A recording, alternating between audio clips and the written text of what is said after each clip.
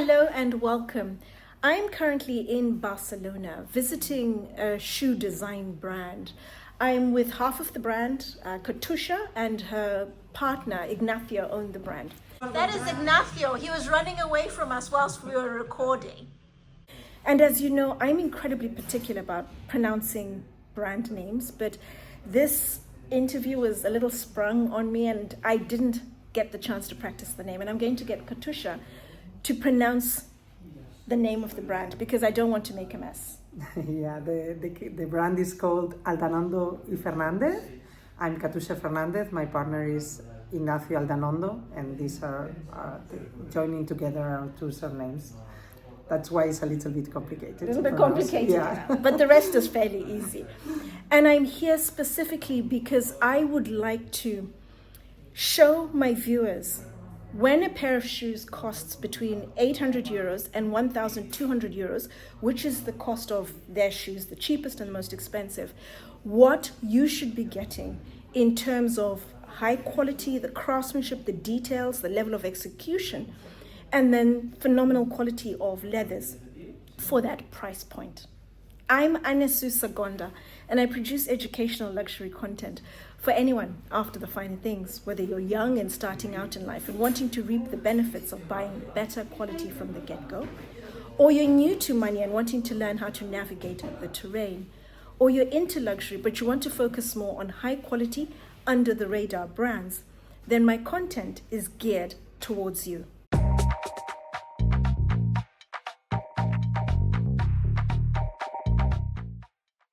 I'm just going to let you do all the talking. Please tell me about your brand. We are not originally shoemakers. Ignacio and me, we train as architects and we've been working as architects for 12 years. But in the middle of this path, we found a master here very close to this workshop in the Raval in Barcelona. And he was an old man that decided to teach how to do a shoe they were made like 200 years ago. Very few difference from that time. And we loved in architecture to make models, to work with our hands, so we found in shoemaking a better way to develop like this taste or need. And also we found out that when you're making architecture, you think something or you design something that you're making other people to do. But with shoemaking, you are able to do the whole process, at least when you do it by hand. So you improve your way of designing and you can develop better your trade. So after 5 years training with him and with another master called Carlos, which we learned the pattern making stuff, we decided to start slowly our brand and close the architectural office. And what we love about what we do is the way we do, not just that we are making shoes, is that we are making shoes totally adapted to the needs of the customer. That's for me one of the best values, is that we take measurements of the feet of our customers, modify the last. The last is the wooden shape.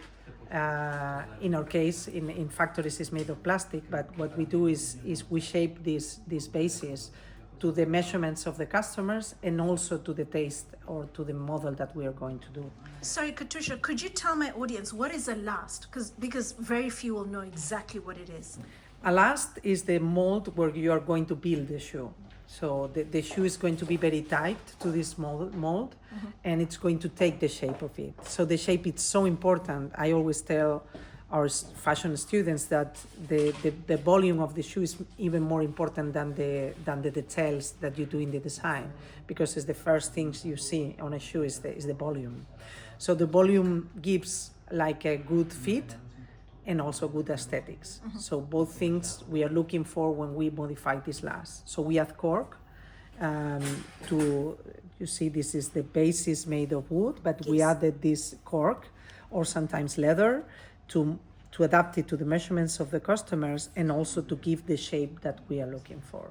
So this is one of the first values that we add to a normal factory shoe. Also that we don't work with the stock. So everything that is made here is made to measure and to the taste of the person. So then it's much more sustainable because we do what they need, and it's not about doing a range of product and then making marketing to sell them. For me, the opposite is what makes me feel okay, and then no one is bad treated during the process, which is also important for me, not just in terms of ecology or sustainability, but also of who is involved in the process, which sometimes in factory shoes is not very clean, the process or the treatment for the people. So the shoes are made just by you and Ignacio. Yeah. All right. They don't leave this place. Because in some shoemakers, some parts are externalized, but here we do the whole process. Maybe because in architecture we weren't able and we were frustrated for that. We don't want to make anyone touch the shoe. Also because then we are much more in control of the quality of the shoe, and also makes us be better designers, because we found out the weak points or something that may be not as good is because we are touching directly the matter, no? So that's also very important for me. And I think you mentioned earlier that you make absolutely every single component of the shoe. Sure. You build it or you sculpt it, whatever it involves, you do every single element. Yeah, this is our main tool, the blade. And that's what I try to show people when I try to explain our work, because this is more.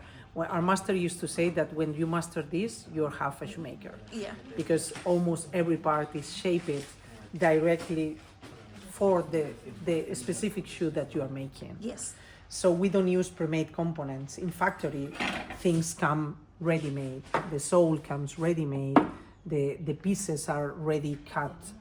And we shape every piece is shaped to the shape of the shoe that we're making. So the sole is shaped. I'm going to explain you a little bit the components of the shoe so that you understand how we work. Thank you. But basically, a shoe is a sandwich in between two layers, which are the insole. Which is placed, this is not the insole for the shoe, yes. But if you understand, there is a piece of material that we put under the last, so that when we come with the upper is the leather that it's, or other material, sometimes it's fabric that it's stitched on the shape of the shoe and pattern to the design. So what we do is to mold this leather over the last and nail it here. Yes. And that's the insole. That's the insole. And then there is the sole. So it's a sandwich in between these two. Yes. So the insole in factories is made of cardboard. It's something that it's not very long lasting. Mm-hmm. But in case of handmade shoes, it's made of leather, Bectan leather, that has this property that when it gets wet and it dries in the shape of the last that it was made for. So what we do then is to cut it again with the blade and to adapt it to the mold that it's going to be the basis for the shoe. So then we last the shoe, and then after several components we add the sole. So this structure, together with two other pieces that are called toe puff and counter, that are placed in the toe and in the back of the shoe, are the ones that give the structure to the shoe. So these pieces come from another piece of Bectan leather, the same one that we use for the insole, which is also 2-3 millimeter thick, that we skive so that it goes to zero. So skiving is you thin it. Right? Exactly. You thin it until you don't see it. So it's zero here. So that this then is this piece. And then we put it in water. And when it's inside the shoe, it's this hard. and this hard. This is the counter. But this comes from a piece that it's like this, also 3 millimeter hard. Yes. That's a very big difference. This together with the insole that we talked before, it's a structure that it's here where I have a cut on the shoe so that you see the insole and the toe puff. Yes. So this is completely hard and keeps the shape of the shoe forever. And it's very, very different from a toe puff or a counter that it's made in factories, which loses the shape like really quick. That's plastic, isn't it? It's plastic, it's thermoplastic that they heat and that so that it adapts to the shape, but also it gets lost, it loses the shape like really, really quick. So I always say that our value is not seen because it's hidden inside the shoe. One of the values. And the other big sign of quality for me in a shoe is that all this structure that we talked before about the insole, the upper and the sole is stitched. Yes. Not just glued. The glues have a life and a certain life.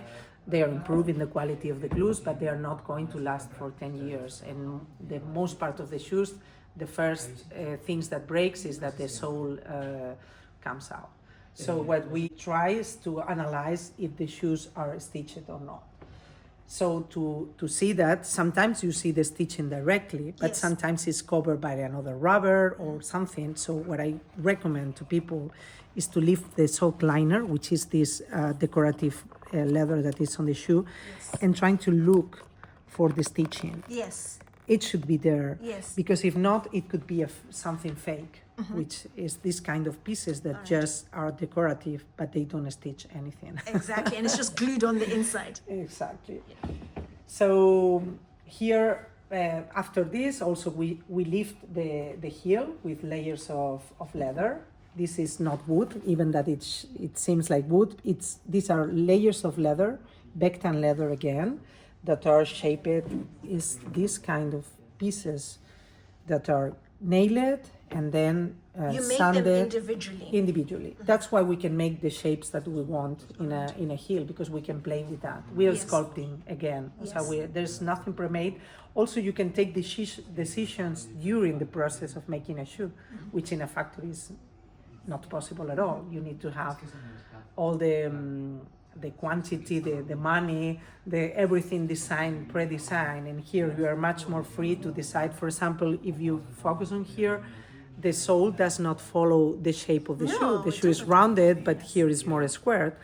And also we have this violin shape that is like very common in handmade shoes, because we can shape it as we want to. So we don't need necessarily to follow the shape of the shoe. So these heels are lifted with layers, and factory shoes are made directly with blocks of plastic, usually wood sometimes, but in not many cases, that are folded with these pieces that seems to be this process, this old process, but they are not really. Exactly. You can see it because the lines do not match on the corner. So this is also a way to see if a shoe is made by layers of leather or not. But usually they are not, so it's very difficult to find out, to find this in a shoe.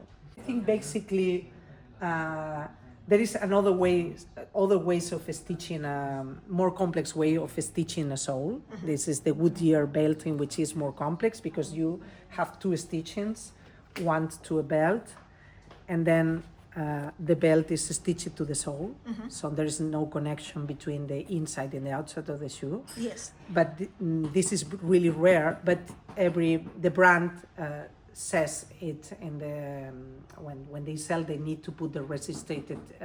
So Goodyear is always a sign of quality. Yes. I mean, or Blake construction is also which is that one. Could you tell us what is Blake stitching?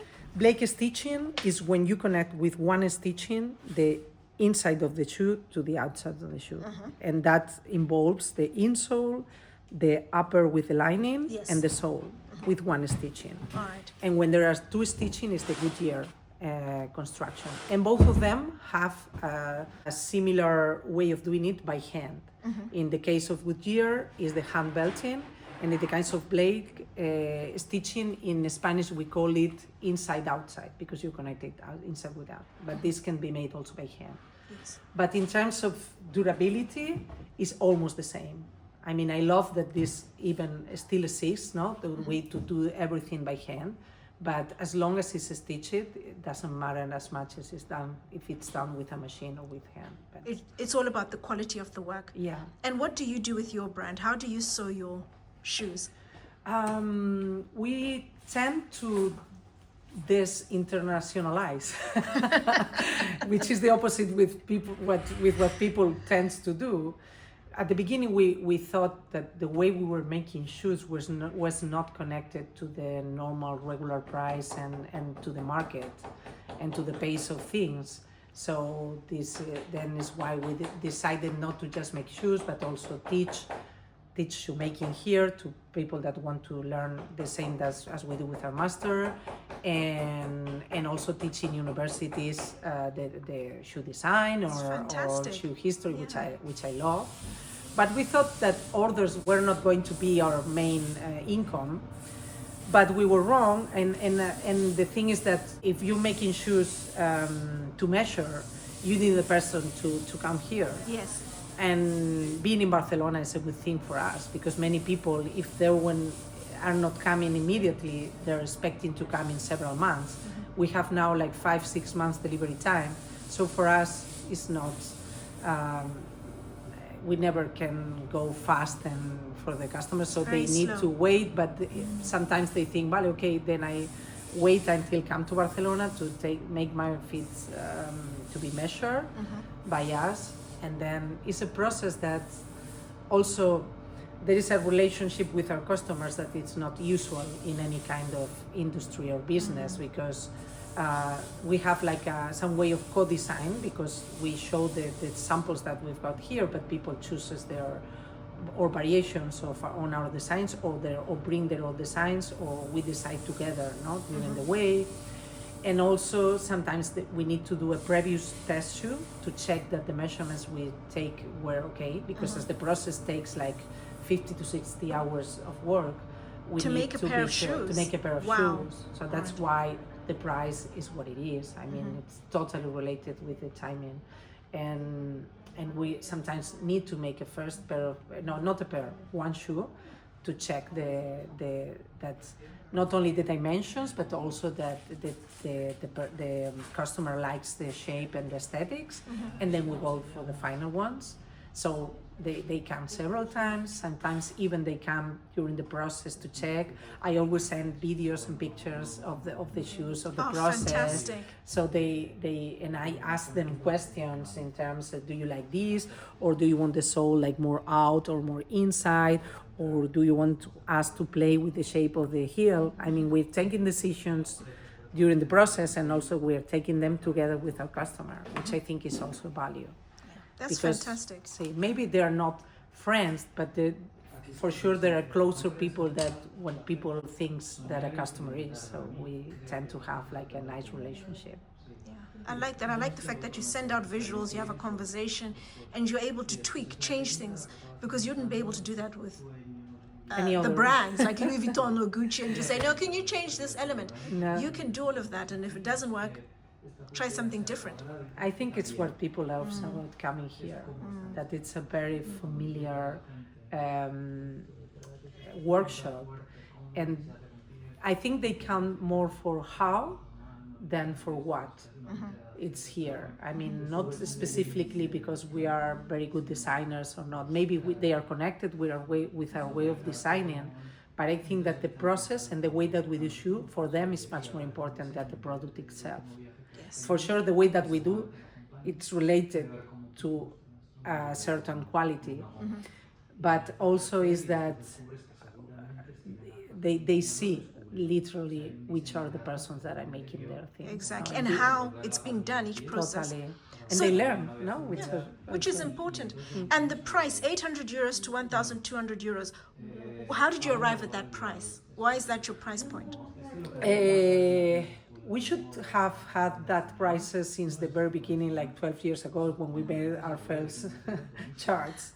But as many craftsmen are scared of putting the fair price, because we compare with brands that are logos, not always represented by the quality or honest product.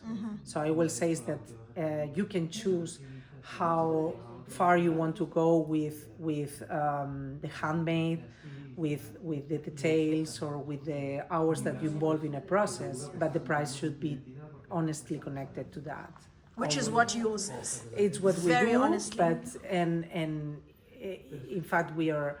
I always say this costs a lot of money, but it's cheap. It's cheap in the sense that our wages are not high, and that it costs every penny because it's totally connected with what you are having, no? And that's the main thing for me.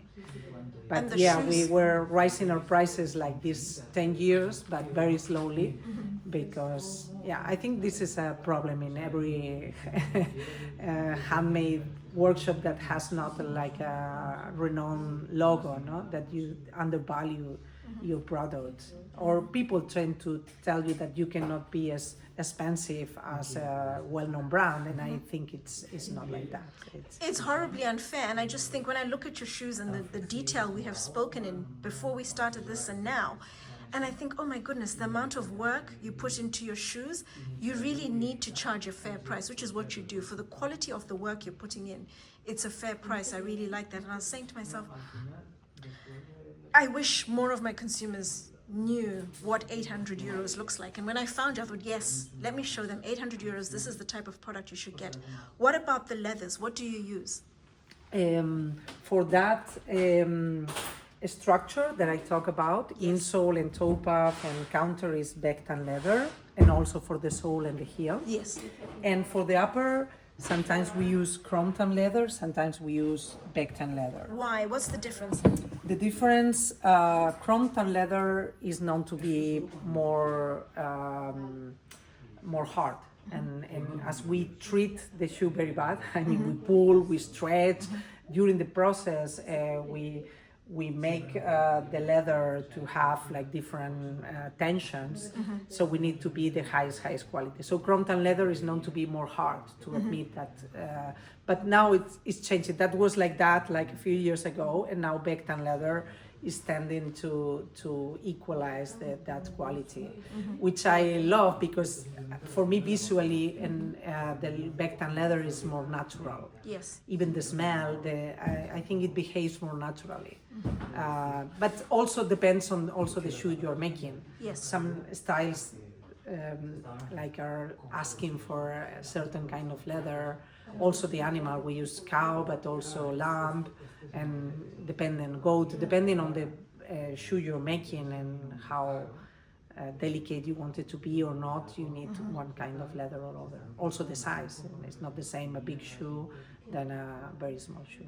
And your leathers, are they European? And most part of them, they are from Italy, from the part of Tuscany is one of our best suppliers.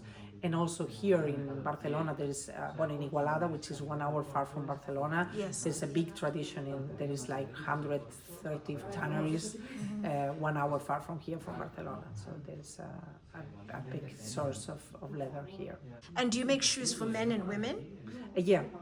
Totally unisex. It's funny because when people come here, some women say, but you also made for women, and some men say, you also made for men. And they're the same styles there, and I say we make all of them from the 34th. So what we don't do is high heels, because as I said, to making a heel by layers of leather, if you're making a very high heel, is really complex, and also it has another kind of a structure. It needs to have a metal structure inside. No? So we are not making high heels, but this does not means always femininity. So I think we are far from that now, and we can do the biggest size. In fact, we have a lot of customers that have a strange and not common size, like very big or very small. We've made since a 33 in women, or women that have a 44, so they struggle to find feminine shoes, or men that, or not even the length, but that the proportion of the wide, like very narrow shoes or very wide shoes, are also our place, because they need something that they cannot find in stores. And if it's expensive, 800 to 1,200, it's a shoe for life. So once Totally. they've had the shoe made, that's it for life. 2, 3, 4 pairs. Yeah, we And it's have good. had, for example, a student that she was a student and she has a 44 size, women's size, which is really big, and she can only wear men's shoes, like sport shoes. Yes. And also that shoes are very wide for her. So she wanted the ballerinas and say, I've never could put a ballerina, a delicate shoe in my Yes. feet. So my weight is not, as she was a student, she said, for me, this is a big invest, but it's worth it because then I have my shoes, my shoes for dress like forever. You know? Yeah, And she that's can- nice when you can solve a need. This is much better than tend to provoke a sale, which is what I don't like. Yeah, I appreciate that. And she buys 2, 3, 4 different types of pairs depending on her lifestyle. And that's it for life. Totally. Where do you see your business 3 to 5 years from now? I think it's going to be quite the same. I love the teaching part. I think it's a very strong part of our business because then is where we learn more. Also, we connect. We are growing like a small community of people all around the world because they come from all parts of the world to learn here. When they say in Spanish, master is maestro, artesano. When you become a master artisan, the name itself shows that you need to teach. So it's Yes, involved it's in there. important. So for me, you're a part of a chain, and you need to not keep it for you, but leave it for other people. Yeah, share your talent. I think so. Your skills. I think so. Or the talent of all the hundreds of thousands of people that came before us. I think we need to be humbled on that and say, Yes. well, in my period of life, I don't have the opportunity to improve it a lot, but keep what it has been improved slowly Yes. with the knowledge of many people before me. So that's the part I love most. And also to have this kind of customers that are very fearless. How do you say? Loyal. And fearless, yeah. Yeah. They'll try anything, they'll go for it, See? regardless of the price. See? Speaking of masters, who do you respect or admire in the industry? Who are you inspired by? Vale. So in the past there was like 3 main designers that were also shoemakers. For me, that's the key. That were the best, and were Salvatore Ferragamo, Andre Perugia, and Stephen Arpad, which is the less known of the 3 of them because Yes. his biography is not as well known as the other 2. But the 3 of them have in common that they were able to develop a mock-up. In fact, Ferragamo was a shoemaker himself, so he learned the trade, no? So I think that when you know how to make something and you face like the trade, you can learn how to design better and make Yes. things like with better sense, not be decorators. To know deeply the construction and the structure of a shoe gives you the power to design better. Yes. That's what we tend to tell to our fashion students. But these 3 were the great masters. And nowadays in design, I love Marcel very much. Yes. And also there is a Russian shoemaker called Kim Maligin that also I don't know how to pronounce it too. But I'll get the spelling Vale. from you. But he's really, really good, much more free than us because his way of finishing the shoes is not as perfect, but I think is raw and strong and powerful. And yeah, That's mainly the interesting. people that work by hand that are always, and the brands for me in terms of also luxury brands that have history Yes. and they are have been dedicated to fashion. When they make shoes, usually for me they are not as good as the brands that are fully dedicated to make shoes. Exactly. I Because- always say that on my Because channel. that's also, you can see that, that the core of someone dedicated. Because in fashion, even that you're a high-end fashion brand, you need to have been producing collections every season and sometimes more. So that I think that's not allowed you to be so like perfect with design, because also you need to fix on the trends. we are out of the trends. I mean, Exactly. they sometimes come to us because we cannot be blocked, but we tend to make, if we're making a shoe to last like decades, we need it not to be particular for the moment, no? So that's also something that I value. I totally agree with you. So speaking about specific people, so instead of buying shoes from the likes of, for example, Gucci, The Row, or Louis Vuitton, who would you recommend in Spain? So I'm thinking like Stefano Berma, Katsiana Gerling, Edward Green, John Lobb. Who in Spain would you recommend that sort of That's so style where they make the shoes? That's their life. In Barcelona, Anywhere in Spain. there is a shoemaker called Norman Vilalta that makes shoes completely hand belted and the most traditional and pure style. And there is also in Sevilla Antonio Enrile Yes. that also makes shoes and bags and all kinds of leather goods completely by hand. And in Maine, there was like this, and still is this brand called GH Bass that makes the Wiggins and all these traditional penny loafers. In Spain, we have like this brand called Castellanos that penny loafers have like a specific way of constructing. It's a very particular kind of shoe. Yes. The structure that I was talking before, it's substituted by these nerves here and Yes. nerves here, and every piece in a loafer is made with a purpose. So this is made so that here it does not break when you put it on, and I think it's a really clever shoe. Yes. So the brands that make this usually just make this because it's a very complex way of doing. And even if that they are making a factory, all these pieces need to be stitched necessarily by hand. Yes. So there are also several qualities inside the factory production, and I tend to admire the brands that and the factories that still made like things well made. In these factories, you can find people skilled that they know how to last a shoe by hand. Exactly. Even that they use machines, they know the trade, and there is a lot of craft work there. That's fantastic. Is there anything I've missed out you really would like my viewers to know about your brand? What are you most proud of when it comes to your brand? I always say that what I'm most proud of is that no one is bad treated while making the shoes. Yes. So for me, it's something that seems like very naive, but if you see the world shoe production, there's a lot of lack there. I mean, people makes the focus on eco-sustainability, which I really concerned about. But then when you talk about labor issues and that, people tend to forget, no? And a big part of the shoe production and sneaker production is involved with really bad treatment. So the thing I'm more proud about is doing my shoes, no one is hurt, no one is bad treated.